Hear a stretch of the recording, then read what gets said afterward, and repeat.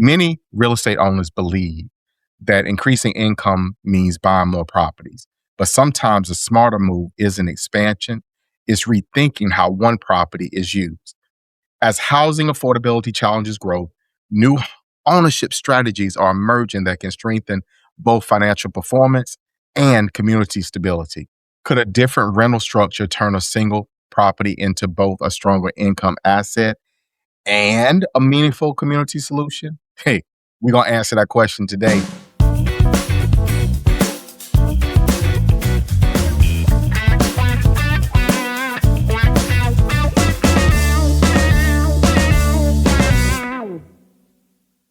Well, good morning, guys, and great morning to you. Welcome to another fabulous episode of Exit Strategies Radio Show. Hey, I am your host, Corwyn J, Melette, broker and owner of Exit Realty Low Country Group. I got it all out today here in beautiful North Charleston, South Carolina. If this is your first time listening to this show, you, sir, or ma'am, are in for a treat because our mission here is very simple, very simple. It is to empower our community through financial literacy and real estate education, guys. We're legacy building. That is what we do. So please make sure as you do those things in the streets, as you're out here making a difference, as you're impacting your family for generations to come by creating and building wealth for the next and so forth and so on.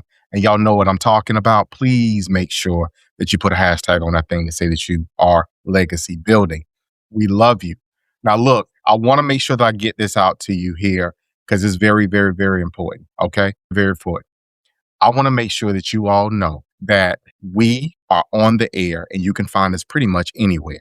Y'all like how I did that rhyme there. So I always got to give a shout out to our folks that listen to us faithfully from Moncks Corner. My mom out there, y'all know that.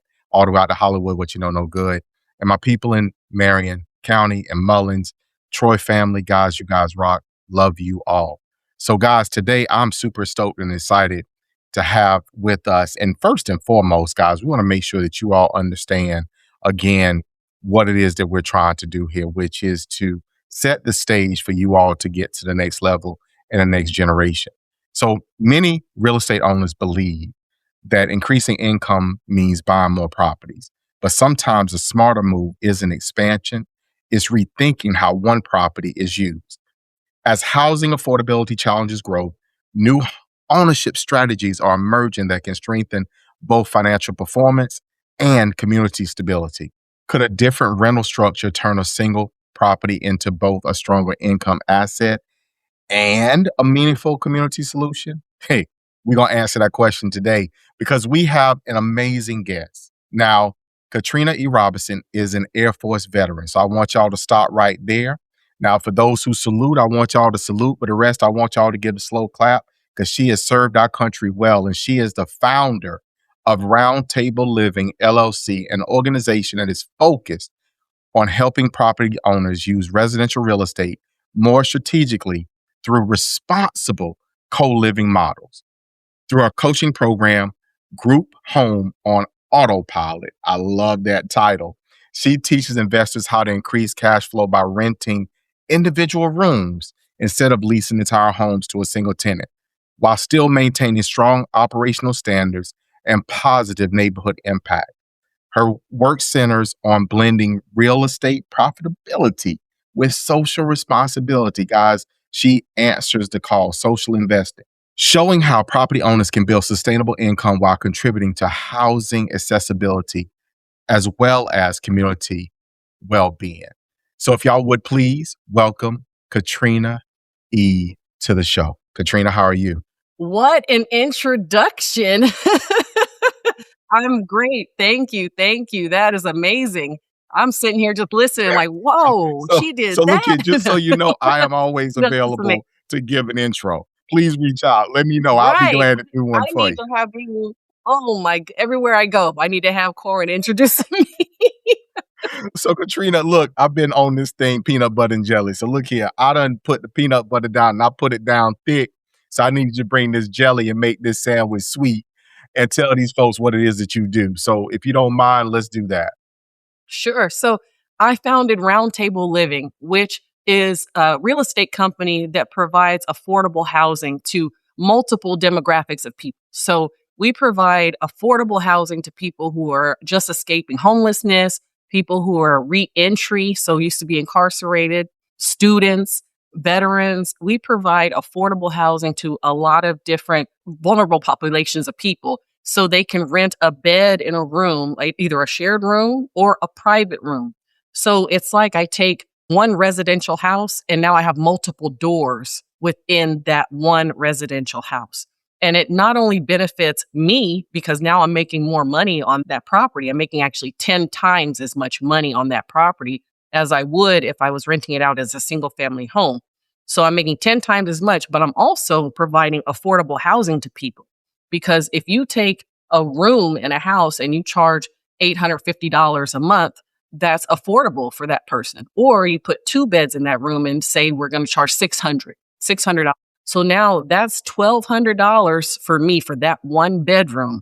But that person is getting a safe, clean residential house to live in. They do have a roommate, but that $600 is all inclusive. It includes water, electricity, gas, and internet. So that's how I structure my properties. So I want to jump in. A lot of the investing models that we talk about, I mean, we talk about everything on the show from residential to through commercial, multifamily down to, mom and pop, single family, if you will.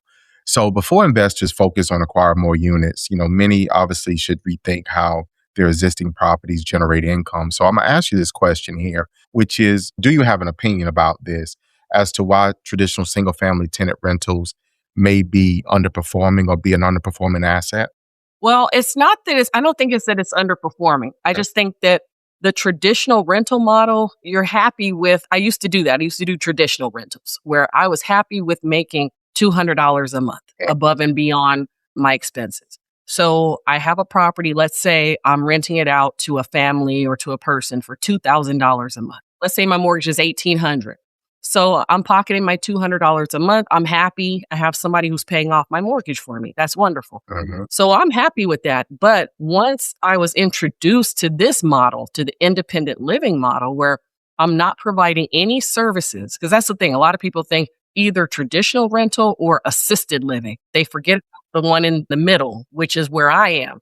I live in that independent living where I'm not providing any services whatsoever. So it's really co-living. I call it group home because prior to 2025, Texas in 2025 actually defined legally group home. And a legal definition of a group home, you're providing some kind of personal service like meals. I'm not providing any meals or any kind of medication management or reminder, anything like that. So in the middle of between traditional and the assisted living, you have the independent living where it's just people that need affordable housing, basically. Single people that need affordable housing.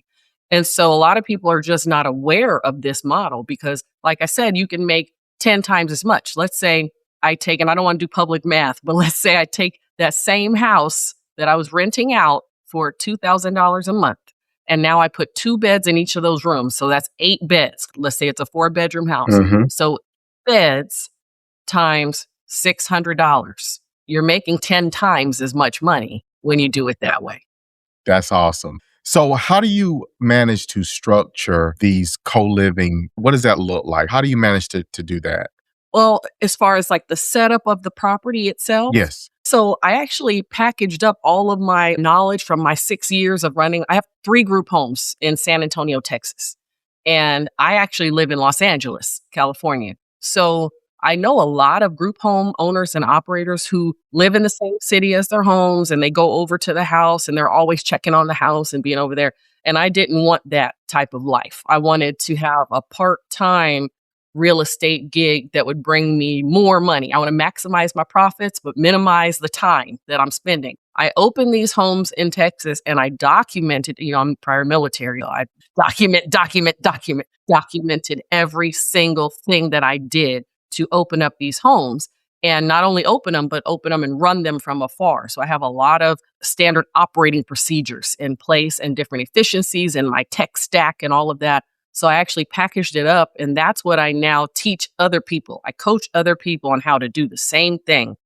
There are a lot of coaches out there that'll teach you how to open your group home. And if their issue that pops up, their answer is go to the house. That's the difference between me, my program, and the other programs that are out there. That is not the answer, to go to the house, because I would have to catch a flight. At the heart of today's conversation is the idea that housing can change lives. Before we jump back in, let's hear from our friends at Country Boy Homes, helping families take the next step toward home ownership and building a brighter future. Do you remember your grandma's front porch? You know, that spot where stories were told, kisses were stolen, and sweet tea was always being sipped. Now imagine giving your family a place to make those same memories, but in a brand new, energy efficient, and home that was built just for you. At Country Boy Homes, we help folks just like you find that forever feeling. Whether it's your first home, your next home, or we're done with rent forever, like seriously home. We specialize in affordable and durable manufactured and modular homes, the kind that make room for muddy boots, big dreams, and second helpings.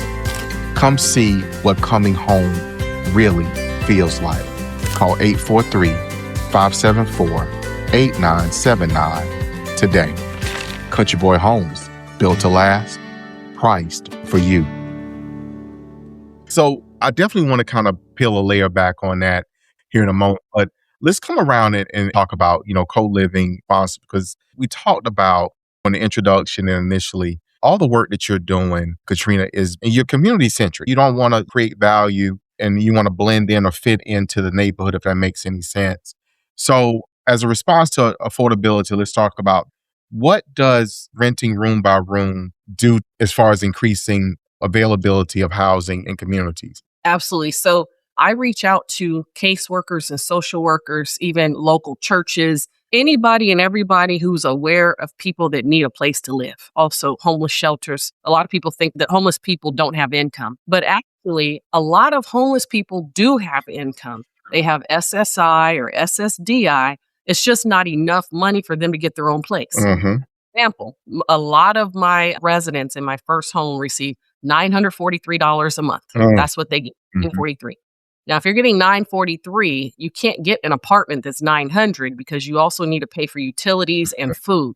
But if they come to my house and pay $650 for a bed, or $850 even, but that'd be stretching it. I'd recommend the shared room. So $650. Now they have enough money for food and a bus pass. So it's really helping the community, so much so that when I opened my second group home in San Antonio, the constable of San Antonio came over to the house to give me a coin. And I don't know, some of your listeners might be military, so they understand the significance of giving a coin to someone, but she coined me for helping the community by providing affordable housing to people. That's huge. So the result of this, I want you to kind of expand a little bit on this, but the result of this is that by doing so, you help people find stable and affordable environments for them to live in. Obviously, without sharing too much information, what does that look like? Like, what has been a case study story or what have you that you could share, about how this model has helped someone? Okay. Obviously, we'll talk about the profit and all that stuff, but what's the result to the consumer or to the user, if you will, in this scenario? I have so many stories, case stories. I send out a newsletter to my caseworkers, but last year I would spotlight on a specific resident and their actual story. Now, a lot of them are shy. They're like, I don't want to share my story, but some of them are like, yeah, sure, share it. So I had one guy who was living on a park bench and somebody let him know about 211, which is it's like 911, but you can dial 211 even nationwide and it brings you to the United Way.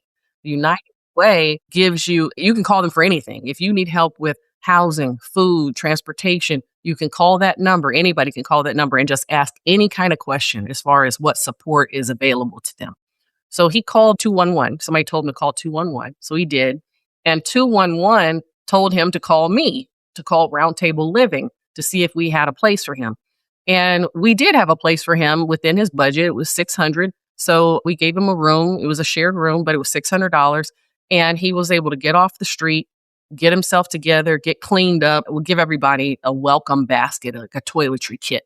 And so if some people, if they're students, they might not need that, but depending on where they're coming from, we also have linens upon request. So if he needed linens for his bed, if he needed a towel, we give them that too. And this is all from donations from people, by the way. A lot of these things, the toiletry kit, those were donated from the Women's Veterans of San Antonio. So Sylvester, that's his name. So we got Sylvester in, got him cleaned up, and he was just as happy. And he's like, I can't believe this exists. He didn't know that he could actually find a place in a nice, clean house that's $600 a month. Now, most stories are like that. We get somebody who's great and they love the environment and they take pride of ownership in the house too, because this is their house.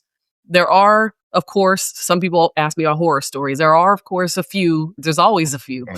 But for the most part, this has been so rewarding to see people like Sylvester.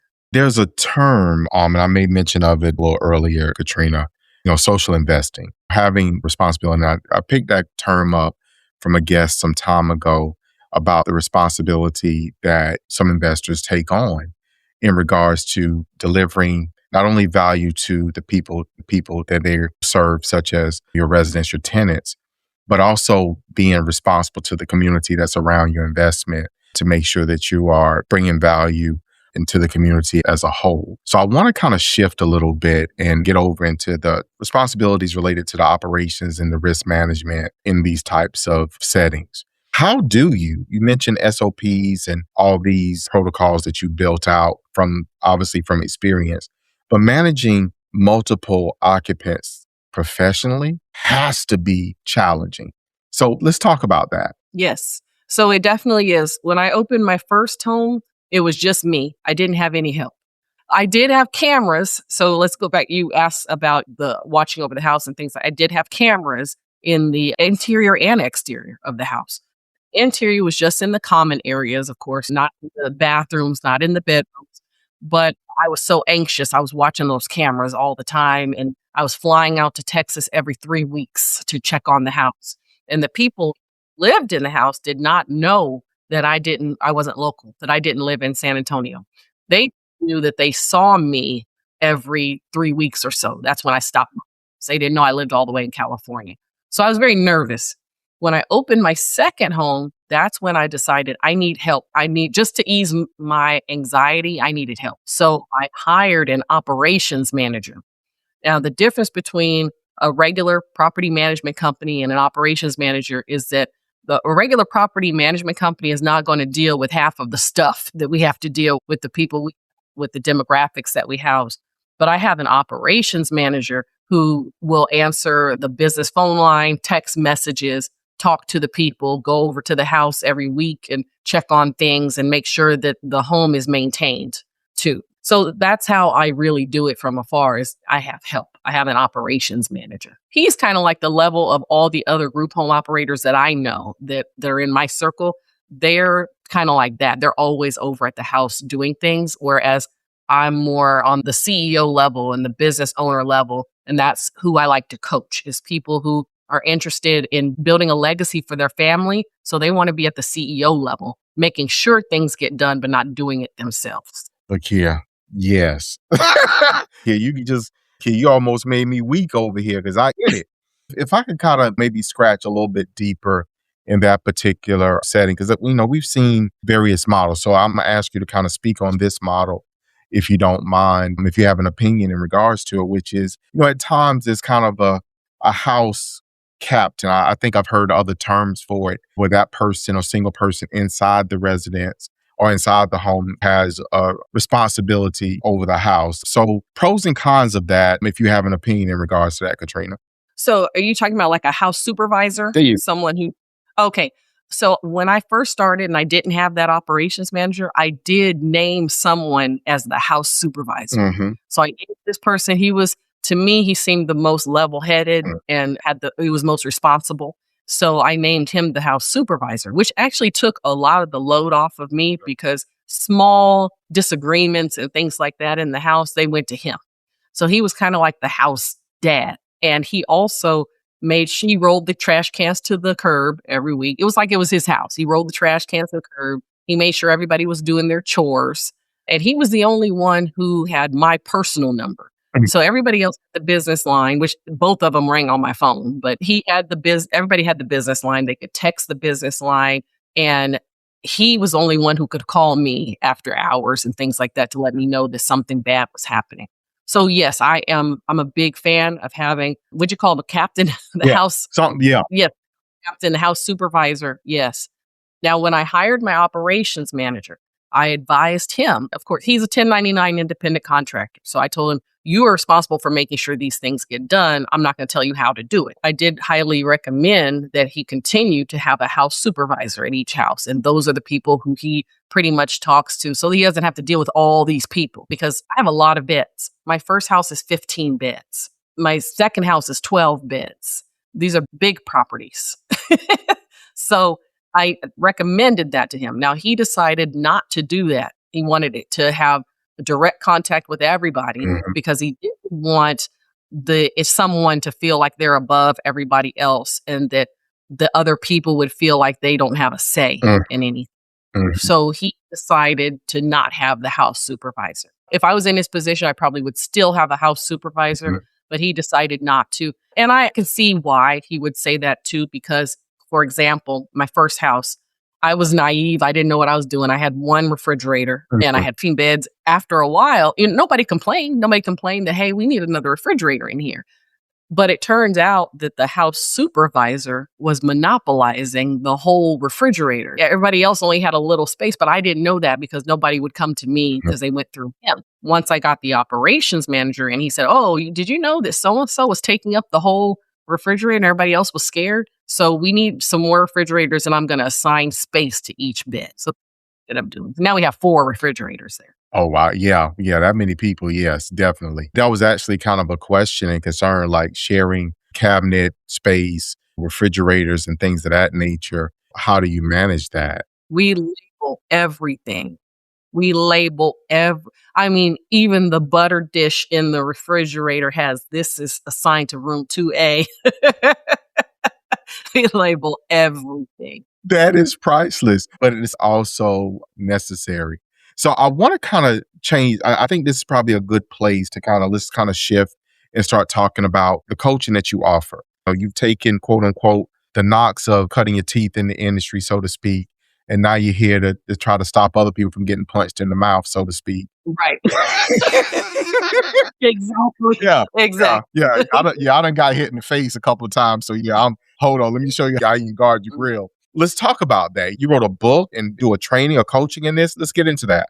Yes. So I have a coaching program that I call Group Home on Autopilot. And it's funny because I was in the Air Force, but I didn't think about that with pilot. I just was thinking automated. But people were like, oh, because you're in the Air Force. That's why you said pilot. But it's Group Home on Autopilot. And I teach people from A to Z how to find the property that would be appropriate for this type of business. So, for example, at least 4 bedrooms, 2 bathrooms, because you want to maximize your profit potential. So I go into how to find the property. And by the way, you can do this business with renting. You don't have to own. You can rent the property. I have coaching clients who rent the property and then they just get the ability to sublease from the landlord. And then they sublease it out to all these people and make money. So they benefit from the cash flow. But if you buy the property, you benefit from the cash flow of the business and you benefit from owning that property and the appreciation. So you can benefit on both sides if you buy the property. So I go through finding the right property, setting up your business. So like the LLC, the EIN, the business bank account, what business tax deductions you can take and all that. Then we go into marketing. Marketing is the most important thing with this business because if you have empty beds, you're just bleeding money every day. So you have to market, especially if you're doing shared rooms, because private rooms, you could post that on Furnished Finder or Roomies and fill that tomorrow. But shared rooms, it's a specific demographic of people, and you have to connect with social workers and caseworkers who know the people who want to fill those types of beds. So I go very deep into marketing. I actually give my coaching clients 101 ways to market their beds and how to fill their beds. I also teach them how to optimize their LinkedIn profile so they can reach out to caseworkers and social workers on there and give them the DM script, exactly what to say when you get in their DMs. So marketing's huge. Then we go into the autopilot part. That's all of the standard operating procedures, my tech stack, my intake process, the intake forms, and then all of the ways that you can do this from afar using Jotform, using Calendly, using all kinds of different things. The Ring app to look at the cameras, just all my routines. For example, on Monday mornings, I do my CEO hour. And during my CEO hour, that's when I'm managing my business, is during that 1 hour on Mondays. And then, yes, I have it down to a science. That's how. And then I also teach them Profit First, which is, I'm sure you're familiar with Profit First. Motorbike Mike. Yeah, Mike McCallowitz. Yeah. I teach them, because I read that book, changed my life. And I said, okay, you know what? I'm going to teach my coaching clients Profit First for group homes. So I started teaching them how to, for example, pay all your utilities on the 10th and 25th, setting aside your profit, your owner pay, your tax pay, and moving those things to account. So anyhow, it's a very comprehensive coaching program. And that's what I teach people now. I love that. So Katrina, this is a perfect place to make sure we get your contact information out. How can people get to you? So let's go. Okay. grouphomeonautopilot.com. grouphomeonautopilot.com. Please go there, join my newsletter. As soon as you put your email address in, I'm going to be emailing you. It's on autopilot. So I'm going to be emailing you, and I'll let you know exactly how you can set up a one-on-one call with me if you're interested in coaching, or you can just benefit from the free information I send out every week, free information on how to do these group homes. And then I'm also on YouTube. So if you go to Group Home on Autopilot on YouTube, I have a YouTube channel and I post videos every week there. That is awesome. So Katrina, legacy is one of the things that is a staple for our show. You know, I'm a firm believer in inheritance for your children, so forth and so on. Many investors focus on just maximizing rental income or expanding their portfolios quickly. And look, I'm always looking, let's go. But how does adopting responsible co-living strategies and community-focused ownership change the way someone builds real estate wealth that supports both long-term financial stability as well as has a positive neighborhood impact? Oh, that was a good question. I want to break it up in a couple. So as far as, you made me remember something about the neighborhood impact.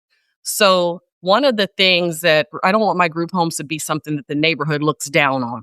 I want my group homes to be something that the neighborhood welcomes. So for example, my very first house, it needed some renovations, a lot of renovations.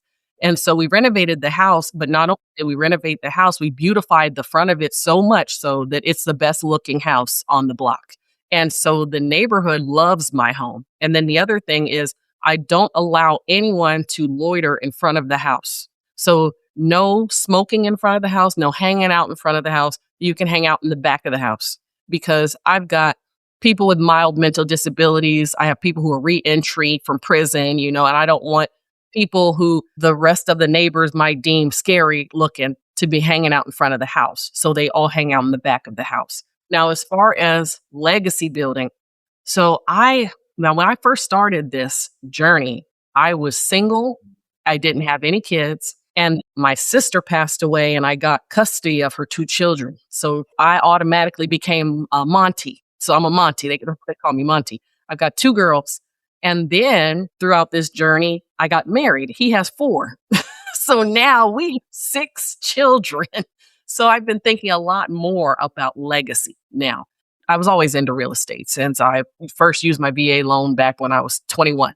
I've always been into real estate, but it was always for me. It was just like playing a chess game. But now I've been thinking a lot more about legacy.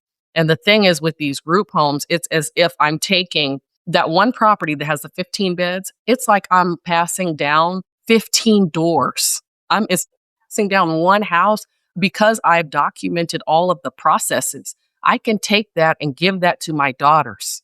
And I have given them a business and 15 doors now. If they want to change it back to a single family rental, that's fine. That's on them. But if they want to take advantage of what I've already established, they can take what I've already established and they can continue to work this business and keep the network that I've built up. They can continue to work that. And so they've got 28 doors now. With the number of beds that I have, I'm passing down a legacy of 28 doors to my daughters. That is incredible. Kudos to you. That's awesome. That's what it is, right? So Katrina, we've quickly gotten to the end of today's show. So I want to thank you for taking, time out of your busy schedule to be on. But I'm loving the fact that you got your CEO out. I'm going to start playing around with that myself. I love that. That's my own personal takeaway. But for our listeners, guys, I want to give you the actionable steps, the takeaways for you. Number 1, evaluate whether your current property strategy is maximizing both income potential as well as housing value. Second, consider real estate models that balance cash flow growth with social responsibility. That's huge. That's huge. Build structured operational systems before scaling innovative rental strategies. That's what it is, guys. So in closing, in real estate, true legacy isn't measured only by the properties that you own. It is defined by how your ownership decisions shape both financial outcomes as well as the communities around you. That's what this thing here is about. So guys, look, thank y'all for listening. Thank y'all for tuning in. Y'all know how I feel. You know what I say. You always put the two of those things together, and I give it to you this way, which is to tell you that I love you, and we're going to see you guys out there in those streets.